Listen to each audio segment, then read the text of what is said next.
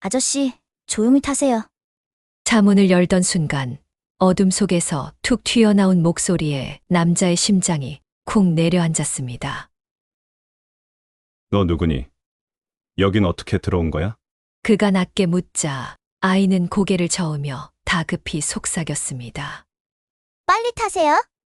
지금 위험해요. 아무 일 없는 것처럼 천천히 나가야 해요. 절대 눈치채게 하면 안 돼요. 아이의 떨리는 눈동자가 창밖 어둠을 향했고 남자는 본능적으로 시선을 따라가려다 멈칫했습니다. 그곳엔 누군가가 있었습니다. 지금 무슨 일이 일어나고 있는 걸까요? 밤 11시 태양건설 본사 지하 3층 주차장. 평소라면 텅 비어 있을 시간이었습니다. 하지만 오늘은 달랐어요. 형광등이 깜빡거렸고 어디선가 낯선 기척이 느껴졌습니다. 태주는 37살의 건설회사 부장이었습니다.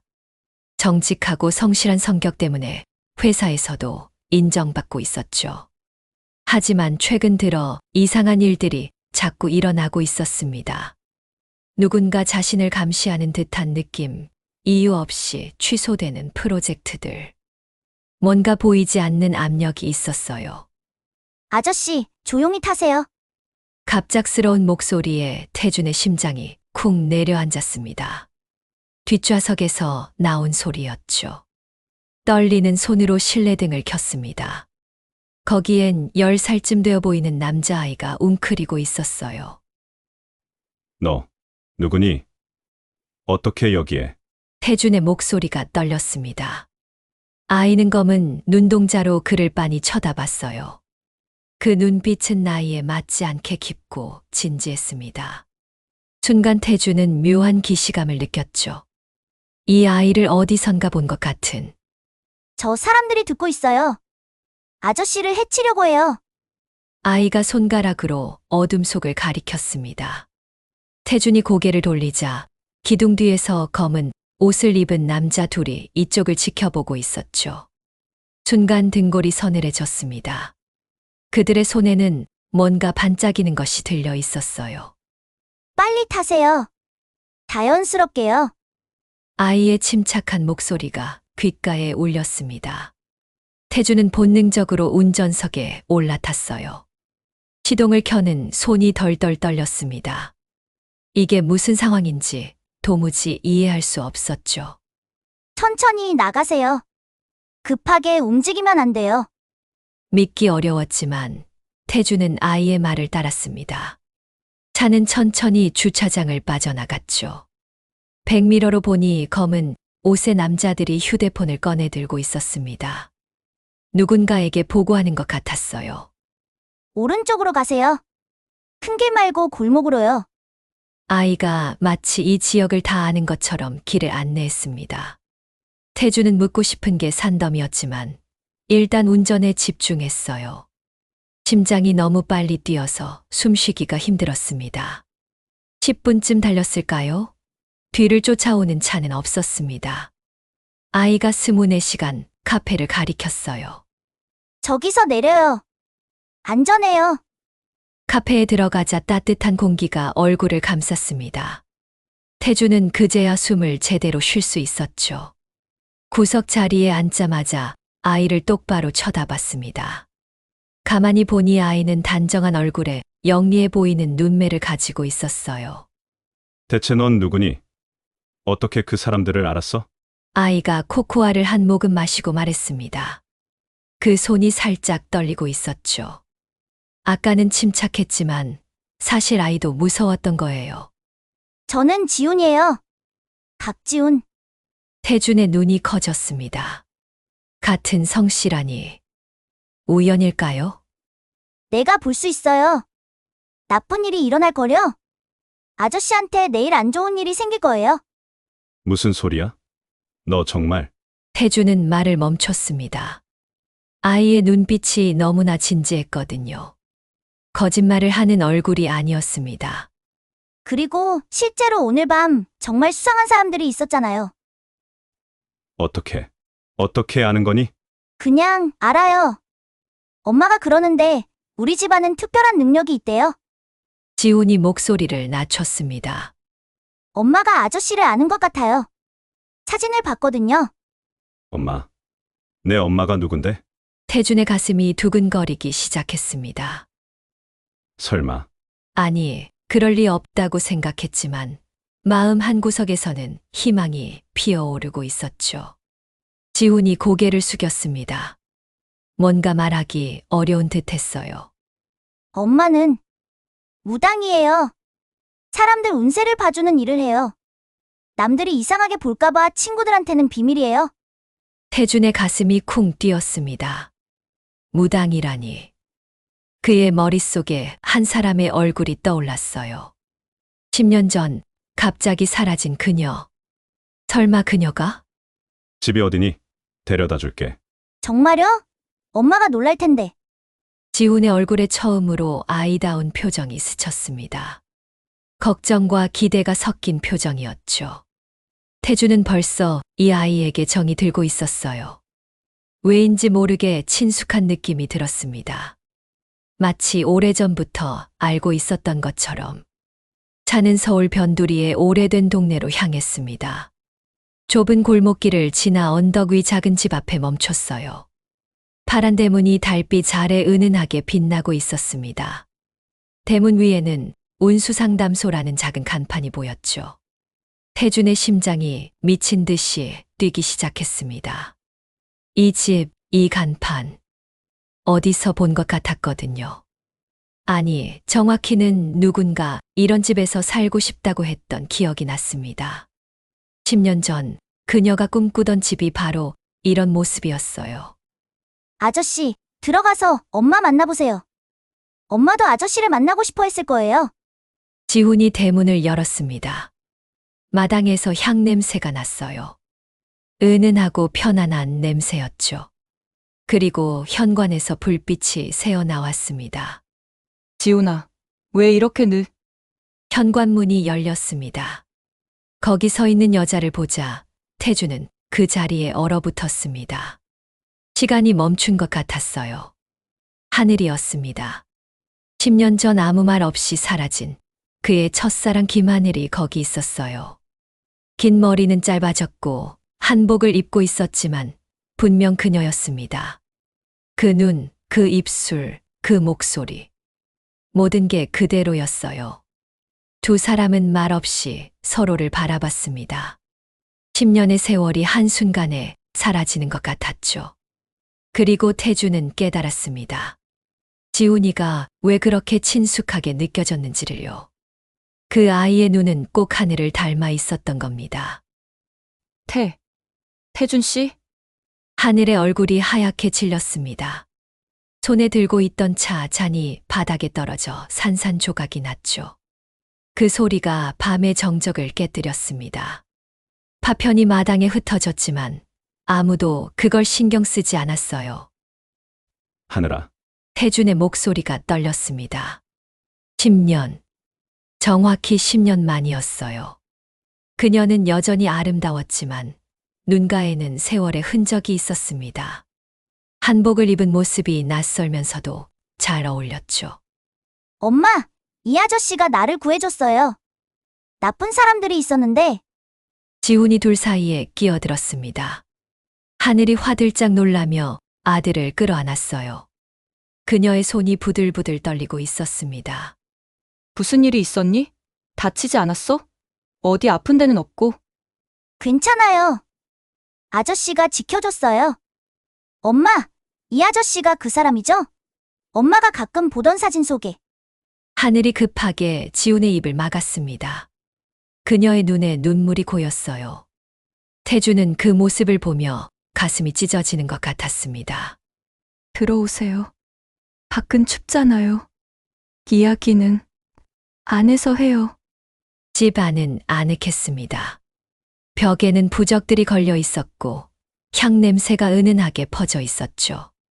작은 제단에는 촛불이 타오르고 있었습니다. 태주는 어색하게 방석에 앉았어요. 이 모든 게 꿈만 같았습니다. 하늘이 차를 따르며 손을 떨었습니다. 찻잔이 달그락거렸죠. 지우는 엄마와 태준을 번갈아 보며 조용히 앉아 있었어요. 그 영리한 눈빛으로 모든 걸 이해하고 있는 것 같았습니다. 왜 그때 아무 말 없이 떠났어? 태준이 먼저 입을 열었습니다. 10년 동안 가슴 속에 묻어둔 질문이었죠. 그날의 아픔이 다시 살아나는 것 같았어요. 하늘이 깊은 한숨을 쉬었습니다. 그녀의 눈에서 눈물이 한 방울 떨어졌죠. 신내림을 받아야 했어요. 갑자기 찾아온 거였죠. 거부하면 죽을 수도 있다고 했어요. 그리고 그녀가 지훈을 바라봤습니다. 그 눈빛에는 모성애와 죄책감이 섞여 있었어요. 임신한 걸 알았어요. 떠나기 직전에요. 당신에게 짐이 되고 싶지 않았어요. 무당이 되어야 하는 여자와 아이, 당신의 인생을 망치고 싶지 않았죠. 태준의 눈이 크게 떠졌습니다. 설마. 아니, 그럴 리가. 그는 지훈을 바라봤어요. 이제 보니 아이의 코며 입 모양이 자신을 닮아 있었습니다. 특히 웃을 때 나타나는 보조개가 꼭 자신의 것과 같았죠. 지훈이가 내 아들이란 말이야? 말이 끝나기도 전에 태준의 목이 메었습니다. 제 안에서 뭔가가 툭 하고 끊어지는 것 같았어요. 10년. 그는 10년 동안 아들이 있는 줄도 모르고 살았던 겁니다. 미안해요. 정말 미안해요. 하지만 어쩔 수 없었어요. 하늘이 울기 시작했습니다. 10년 동안 참아온 눈물이 쏟아져 내렸죠. 혼자 키우느라 얼마나 힘들었을까. 태준도 눈물이 났습니다. 분노보다는 안타까움이 더 컸어요. 그녀가 얼마나 외롭고 힘들었을지 상상만 해도 가슴이 아팠습니다. 아빠, 지훈이 조심스럽게 물었습니다. 그 한마디에 태준의 가슴이 무너져 내렸어요. 아빠, 처음 듣는 그 호칭이 너무나 달콤하면서도 아팠습니다. 그래. 내가 내 아빠야. 태준이 지훈을 끌어안았습니다. 아이의 작은 몸에서 따뜻한 체온이 전해졌어요. 이 느낌이 이렇게 그리운 것인 줄 몰랐습니다. 가족이라는 것이 이런 거구나 처음 알았죠. 알고 있었어요. 엄마가 매일 아빠 사진을 봤거든요. 지훈이 속삭였습니다. 그리고 내가 볼 수 있어요. 아빠와 엄마가 얼마나 서로를 사랑했는지, 지금도 사랑하고 있다는 것도요. 하늘이 놀라서 아들을 봤습니다. 지훈은 진지한 표정으로 말을 이었어요. 나는 특별한 능력이 있어요. 사람의 과거를 보고 미래를 느낄 수 있죠. 그래서 오늘도 아빠가 위험한 걸 알았어요. 태주는 믿기 어려웠지만 오늘 밤 일을 생각하면 부정할 수도 없었습니다. 실제로 지훈이 나타나지 않았다면 그는 큰 위험에 빠졌을지도 모르죠. 무당 집안의 피를 이어받았어요. 하지만 지훈이는 나보다 훨씬 강한 능력을 가지고 있죠. 하늘이 설명했습니다. 그녀의 목소리에는 걱정과 자부심이 섞여 있었어요. 사람들의 숨겨진 진실을 보고 죄악을 느낄 수 있어요. 때로는 미래의 위험을 미리 알기도 하죠. 하지만 아직 어려서 제어하기 힘들어요. 태주는 천천히 모든 걸 받아들이려 했습니다. 첫사랑이 무당이 되었고 자신에게는 특별한 능력을 가진 아들이 있었던 거예요. 이 모든 게 하룻밤 사이에 일어난 일이었죠. 그 사람들, 오늘 밤 주차장에 있던 사람들은 누구야? 나쁜 사람들이에요. 아빠 회사의 나쁜 비밀을 아는 사람을 없애려고 해요. 지훈이 대답했습니다. 그의 눈빛이 어두워졌어요. 내일 더 큰 일이 일어날 거예요. 누군가 아빠를 함정에 빠뜨리려고 해요. 아빠가 정직해서 미워하는 사람이 있어요. 태주는 최근 회사에서 일어난 이상한 일들이 떠올랐습니다. 자신이 반대한 부실공 사건, 거부한 뒷돈 제안들. 그것 때문에 적을 만든 걸까요? 우리가 도와줄게요. 하늘이 태준의 손을 잡았습니다. 10년 만에 느끼는 그녀의 손길은 여전히 따뜻했어요. 이제 혼자가 아니에요. 우리가 가족이니까요. 가족. 그 단어가 태준의 가슴을 울렸습니다. 하룻밤 사이에 그는 가족을 얻었어요. 잃어버렸던 사랑과 몰랐던 아들을 정혜 스님을 만나야 해요. 하늘이 말했습니다. 제 스승님이에요. 그분이라면 도와주실 거예요. 그리고 그녀가 잠시 망설였습니다. 우리 결혼식도 올려주실 거예요. 10년 늦었지만요. 태주는 하늘을 꼭 안았습니다. 지훈도 함께 품에 안았죠. 세 사람은 처음으로 진짜 가족이 되었습니다. 비록 앞에는 큰 위험이 기다리고 있었지만 이제는 혼자가 아니었어요. 창밖에서 바람이 불었습니다. 나무잎이 흔들리는 소리가 들렸죠. 그리고 지훈이 작게 중얼거렸어요. 내일 아침 그 사람이 올 거예요. 최영우라는 나쁜 사람이요. 태주는 그 이름을 알았습니다. 시의원 최영우. 부패한 정치인으로 소문난 사람이었죠. 그가 왜 자신을 노리는 걸까요? 아빠가 아는 게 있어요. 그 사람이 숨기고 싶어 하는 비밀을요. 지훈의 눈이 반짝였습니다. 마치 모든 걸 꿰뚫어 보는 것 같았어요. 이제 싸움이 시작되려 하고 있었습니다. 하지만 태주는 두렵지 않았어요. 이제 그에게는 지켜야 할 가족이 있었으니까요. 그리고 그 가족은 특별한 힘을 가지고 있었죠. 밤은 깊어가고 있었지만 세 사람은 오랜만에 따뜻한 시간을 보냈습니다. 10년의 공백을 메우듯이 서로의 이야기를 나눴어요. 그리고 내일을 준비했습니다. 함께 맞서 싸울 내일을요. 다음 날 아침 7시 태준의 휴대폰이 요란하게 울렸습니다. 박 부장님, 지금 뉴스 보고 계세요? 큰일 났습니다. 회사 후배의 다급한 목소리였어요. 태준은 아직 하늘의 집에 있었죠. 어젯밤 너무 늦어서 그냥 눕자마자 잠들어 버렸거든요. 무슨 일이야? 부장님 숨겨진 가족 이야기가 인터넷에 퍼지고 있어요. 무당과 사생아. 기사 제목이 너무 자극적이에요. 태준의 얼굴이 창백해졌습니다. 지훈이 예언한 일이 정말 일어난 거예요. 하늘도 놀라서 뉴스를 찾아봤죠. 그녀의 얼굴과 지훈의 사진까지 나와 있었습니다. 이게 시작이에요. 지훈이 조용히 말했습니다. 아이의 표정이 어두웠어요. 그 나쁜 사람이 아빠를 무너뜨리려고 해요. 회사에서 쫓아내고 싶어 하죠. 1시간 후 태주는 회사로 향했습니다. 로비에 들어서자 모든 사람들의 시선이 그에게 쏠렸어요. 수근거리는 소리가 들렸죠. 순간 마음이 움츠러들었습니다. 하지만 곧 고개를 들었어요. 부끄러워할 일이 아니었으니까요. 사무실에 들어가자마자 예상치 못한 손님이 기다리고 있었습니다. 시의원 최영호였죠. 그는 비싼 양복을 입고 거만한 표정으로 앉아 있었어요. 박 부장, 오랜만이네. 아침부터 시끄럽던데? 최영호의 목소리에는 조롱이 섞여 있었습니다. 태주는 주먹을 꽉 쥐었어요. 이 모든 게 이 사람의 짓이라는 걸 이제 알았으니까요. 왜 이런 짓을 하는 겁니까? 이런 짓, 난 아무것도 안 했어. 단지 숨겨진 진실이 밝혀진 것뿐이지. 최영호가 웃었습니다. 차가운 웃음이었죠. 자네가 너무 정직한 게 문제야. 우리가 제안한 거 다 거절했잖아. 그 재개발 사업 말이야. 태주는 이제 모든 걸 이해했습니다. 한 달 전 최영호가 제안한 불법 재개발 사업이 있었어요. 수백억 원이 오가는 큰 프로젝트였죠. 하지만 안전 기준을 무시하고 주민들을 강제로 쫓아내는 계획이었습니다. 태주는 단호하게 거절했었어요. 그래서 내 가족을 건드린 겁니까? 가족? 10년 동안 숨겨온 가족이 무슨 가족이야? 최영호가 일어섰습니다. 그의 눈빛이 위협적으로 변했죠. 선택해.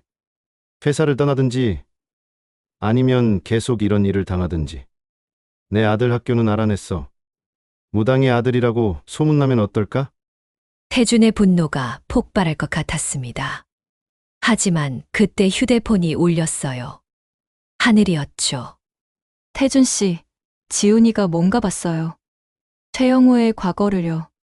정혜 스님께 가야 해요. 지금 당장이요. 태주는 최영호를 째려봤습니다. 당신이 이긴 줄 아시겠지만 아직 끝나지 않았습니다. 허. 무당과 어린애가 뭘 할 수 있다고? 최영호가 비웃었지만 태주는 이미 사무실을 나가고 있었어요.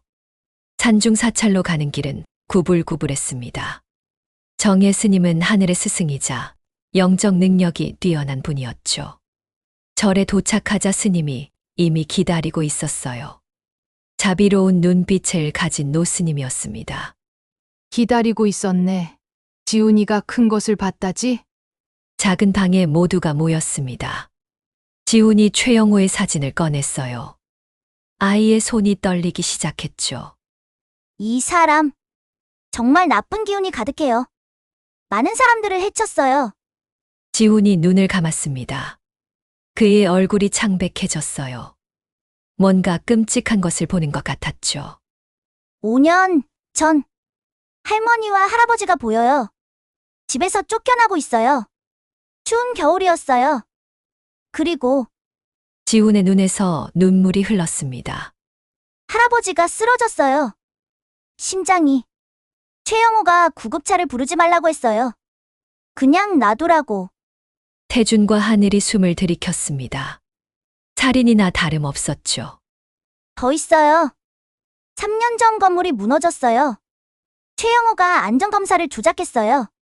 2명이 다쳤는데 입막음 돈을 주고 숨겼어요. 정예 스님이 고개를 끄덕였습니다. 이 모든 걸 증명할 수 있겠니? 제가 본 것만으로는 부족해요. 하지만 지훈이 눈을 떴습니다. 그의 눈빛이 반짝였어요. 피해자들이 어디 있는지 알아요. 그들이 증거를 가지고 있을 거예요. 정예 스님이 전화를 걸기 시작했습니다. 스님은 의외로 많은 사람들을 알고 있었어요. 변호사, 기자, 심지어 검사까지. 불교 신자들이었죠. 우리가 도와드리겠습니다. 정의는 반드시 승리합니다. 하지만 최영호도 가만히 있지 않았습니다.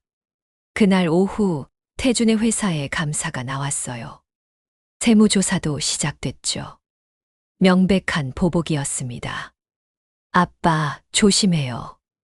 지훈이 태준의 손을 잡았습니다. 그 사람이 더 나쁜 일을 준비하고 있어요. 우리를 직접 해치려고 해요. 과연 그날 밤 하늘의 집 앞에 수상한 사람들이 나타났습니다. 하지만 이미 대비하고 있었죠. 정예 스님이 보낸 불자들이 집을 지키고 있었거든요. 내일 기자회견을 해요. 태준이 결심했습니다. 모든 진실을 밝힐 거예요. 최영호의 비리도, 우리 가족 이야기도요. 하늘이 걱정스럽게 그를 봤습니다. 괜찮겠어요? 회사에서 불이익을 받을 텐데. 가족이 더 중요해. 그리고 옳은 일이야. 태준은 단호했습니다. 그의 눈빛에는 흔들림이 없었어요. 그날 밤 세 사람은 함께 작전을 짰습니다. 정예 스님과 연락하며 증거를 모았죠. 5년 전 강제 철거 피해자의 가족을 찾았고 3년 전 건물 붕괴 사고의 피해자도 만났습니다. 그들은 모두 최영호를 고발할 준비가 되어 있었어요. 해외 계좌도 있어요.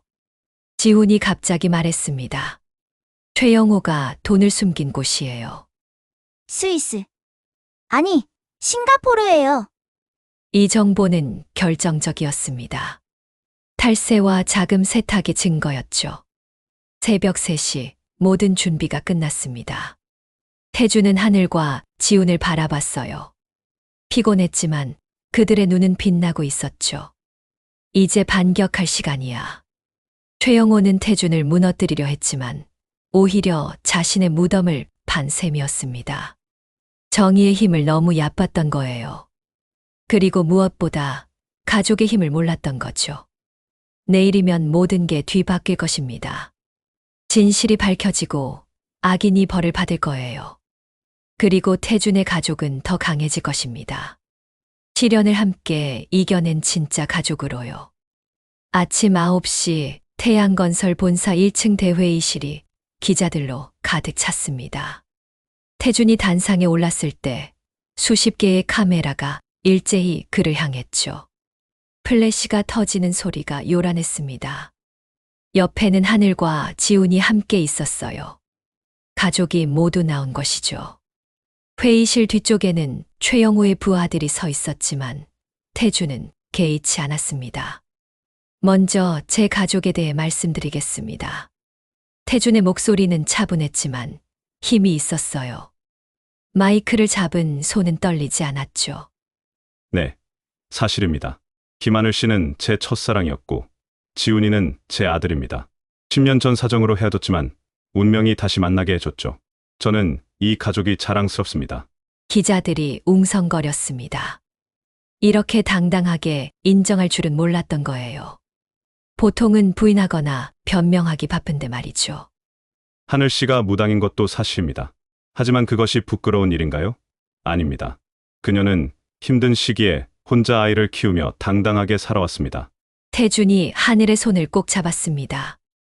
그녀의 눈에 눈물이 맺혔어요.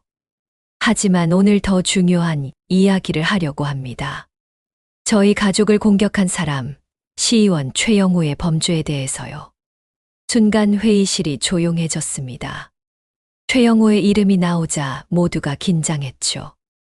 그는 이 지역의 실력자였거든요. 증거가 있습니다. 5년 전 강제 철거 과정에서 일어난 사망 사건, 3년 전 건물 붕괴 사고 은폐, 2년 전 방화 사건, 그리고 수백억 원의 해외 탈세까지. 태준이 손을 들자 정혜 스님이 보낸 변호사가 증거 자료를 배포했습니다. 두꺼운 서류 뭉치가 기자들에게 나눠졌죠. 사진, 문서, 녹음 파일까지. 모든 게 완벽했어요.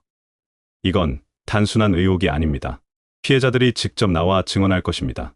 그때 최영우가 회의실로 뛰어들었습니다. 그의 얼굴은 붉게 달아올라 있었죠. 비서 2명이 따라왔어요. 이건 모함이야. 증거도 없는 헛소리를. 박태준, 당신이 감히. 증거가 없다고요?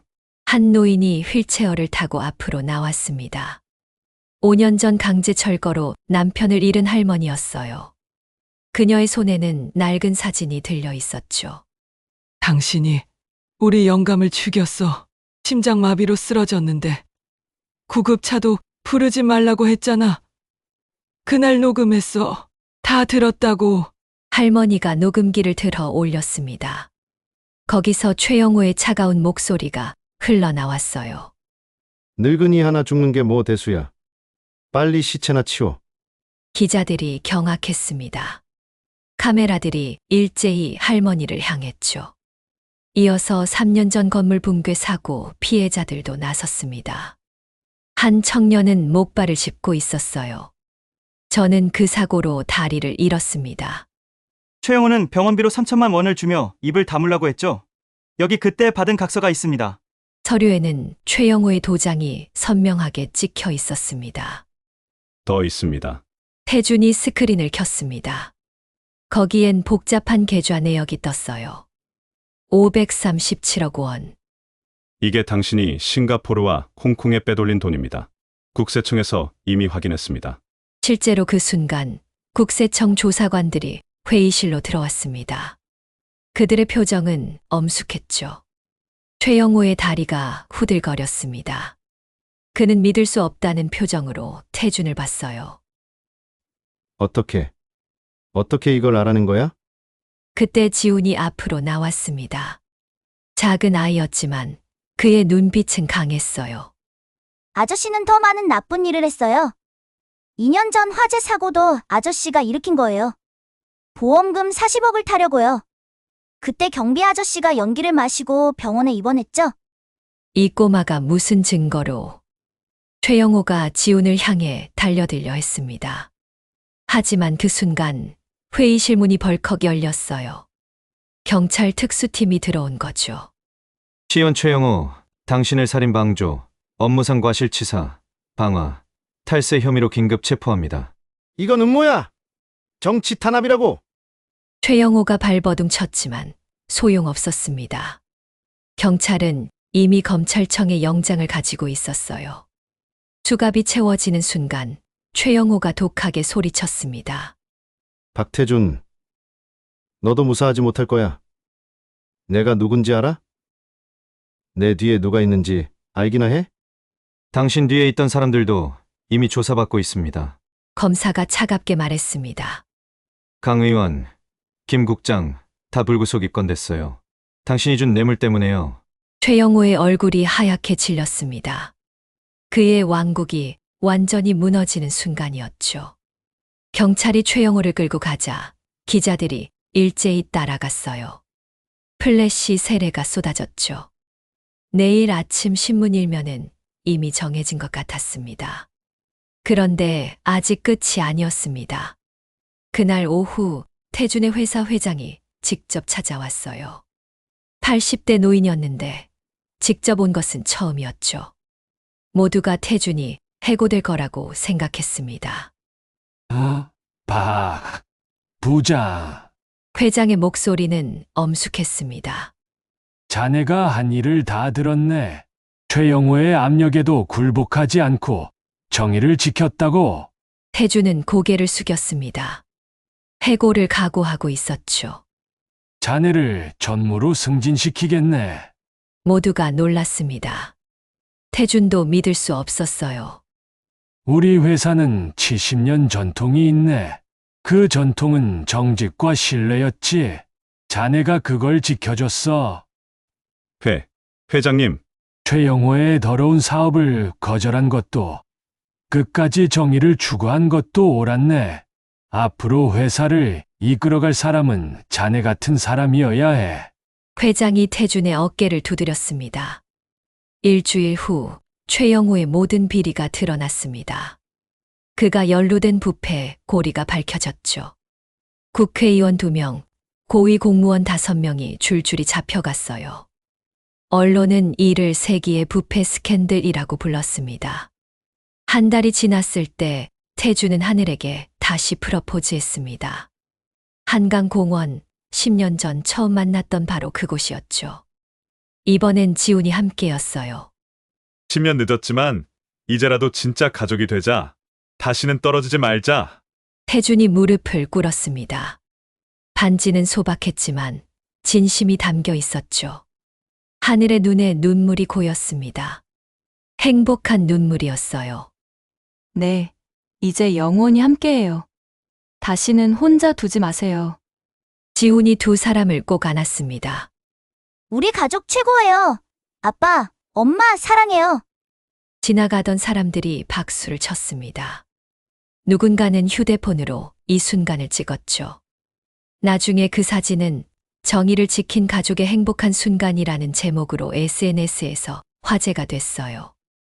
결혼식은 정예 스님의 사찰에서 조촐하게 열렸습니다. 하지만 그 어떤 호화로운 결혼식보다 아름다웠어요. 진실한 사랑과 용기로 맺어진 가족이었으니까요. 10년을 돌아 다시 만난 인연. 이제 100년회로 하시길. 정예 스님의 주례사에 모두가 눈물을 흘렸습니다. 결혼식 날 지훈이 태준에게 속삭였습니다. 아빠, 나 오늘 좋은 걸 봤어요. 우리 가족에게 더 행복한 일이 생길 거예요. 뭔데? 동생이 생길 거예요. 건강한 여동생이요. 지훈이 장난스럽게 웃었습니다. 이제 그는 자신의 능력을 두려워하지 않았어요. 그것으로 사람들을 돕고 정의를 실현할 수 있다는 걸 알았으니까요. 6개월 후 최영호의 최종 판결이 나왔습니다. 징역 15년, 벌금 500억, 모든 재산 몰수. 완벽한 몰락이었죠. 그의 이름은 부패 정치인의 상징이 되었어요. 태준은 회사를 성공적으로 이끌었습니다. 정직한 경영으로 매출이 30% 늘었죠. 직원들도 자부심을 가지고 일했어요. 그리고 태준은 특별한 일을 시작했습니다. 바로 정의와 희망 재단을 만든 거예요. 억울한 피해자들을 돕는 재단이었죠. 우리가 겪은 일이 헛되지 않게 하자. 다른 사람들도 정의를 찾을 수 있도록 돕자. 재단의 첫 사업은 최영호에게 피해를 본 사람들을 돕는 것이었습니다. 할머니의 생활비 지원, 청년의 의족 비용, 화재 피해자들의 치료비까지. 태준은 자신의 연봉 절반을 기부했어요.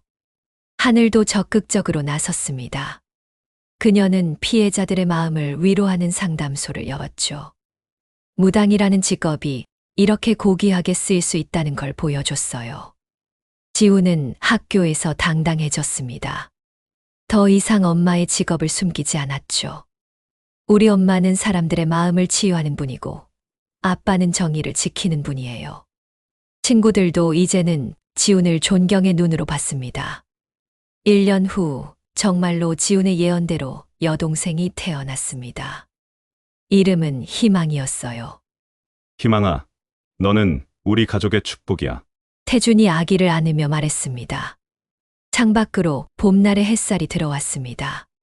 새로운 생명과 함께 온 따뜻한 빛이었죠. 정예 스님이 멀리서 그들을 바라보며 미소 지었습니다. 인연이란 참으로 오묘하구나. 시련을 이겨낸 사랑이 이렇게 아름다운 열매를 맺는구나. 5년이 흘렀습니다. 봄날의 따뜻한 오후, 태주는 넓은 정원이 있는 새 집에서 가족들과 함께 있었어요. 서울 근교의 조용한 마을이었죠. 파란 지붕의 2층 집은 햇살을 가득 품고 있었습니다. 아빠, 여기 봐요. 15살이 된 지훈이 신문을 들고 뛰어왔습니다. 키가 훌쩍 커서 이제는 태준의 어깨까지 왔어요. 우리 재단이 또 신문에 났어요. 정의와 희망 재단, 올해만 50명의 피해자 구제라고요. 태준이 아들의 머리를 쓰다듬었습니다. 자부심이 가득한 얼굴이었죠.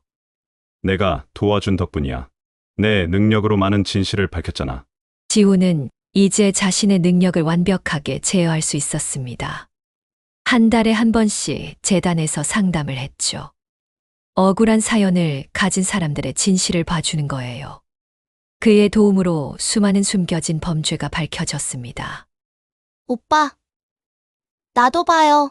5살이 된 희망이가 달려왔습니다. 검은 머리를 양갈래로 묶은 모습이 너무나 사랑스러웠어요. 지훈이 여동생을 번쩍 들어 올렸죠. 우리 희망이도 나중에 사람들을 도울 거야? 응. 나도 엄마처럼 아픈 사람 도울 거야. 하늘이 차를 들고 나왔습니다. 그녀는 이제 유명한 심리 상담사가 되어 있었어요.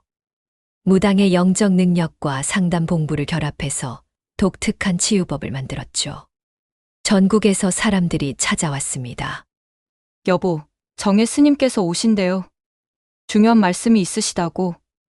1시간 후 정예 스님이 도착했습니다. 이제 90세가 된 스님은 여전히 정정하셨어요. 지훈아, 내 능력이 더 강해지고 있구나. 스님이 지훈을 자세히 봤습니다.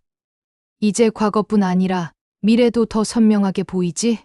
네, 스님. 때로는 너무 많이 보여서 힘들어요. 지훈이 솔직하게 말했습니다. 하지만 그것도 내 운명이란다.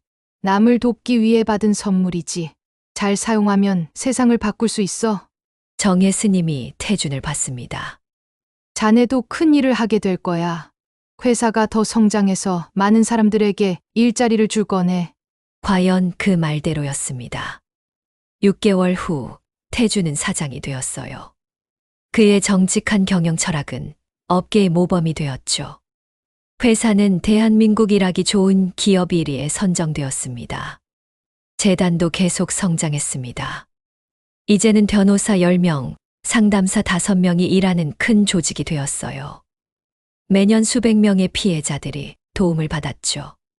어느 날 지훈이 아버지에게 말했습니다.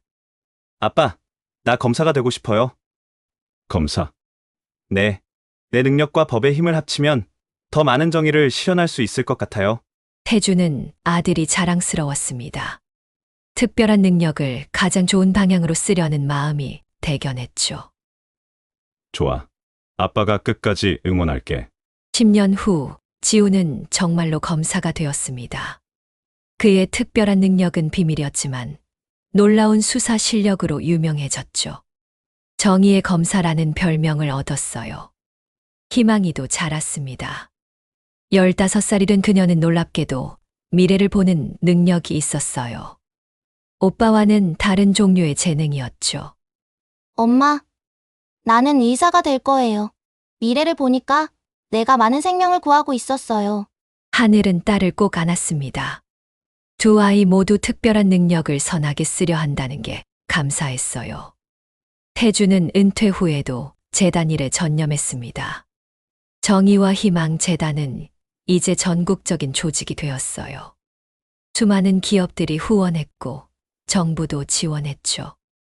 최영호요. 그는 감옥에서 병사했습니다. 끝까지 반성하지 않았다고 해요. 하지만 그의 피해자들은 모두 새 삶을 찾았습니다. 재단의 도움으로요.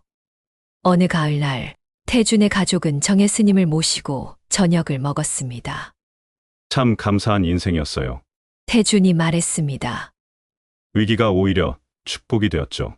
가족을 다시 만나고 정의를 실현하고 많은 사람들을 도울 수 있었으니까요. 하늘이 남편의 손을 잡았습니다. 우리가 함께여서 가능했어요. 지훈과 희망이도 부모님의 손을 잡았습니다. 네 사람의 손이 하나로 이어졌어요. 정예 스님이 자비로운 미소를 지었습니다. 이것이 진정한 가족의 힘이로구나. 사랑과 정의, 그리고 희망. 너희가 세상을 더 밝게 만들고 있구나. 창밖으로 노을이 지고 있었습니다. 황금빛 햇살이 온 집안을 따뜻하게 물들였죠. 태주는 생각했습니다. 진정한 사랑과 가족의 힘은 시간과 시련을 넘어선다고. 그리고 그 힘은 세상을 바꿀 수 있다고. 이것이 그들의 이야기였습니다. 운명적인 재회로 시작해서 정의의 승리로 이어지고 사랑의 결실로 완성된 이야기.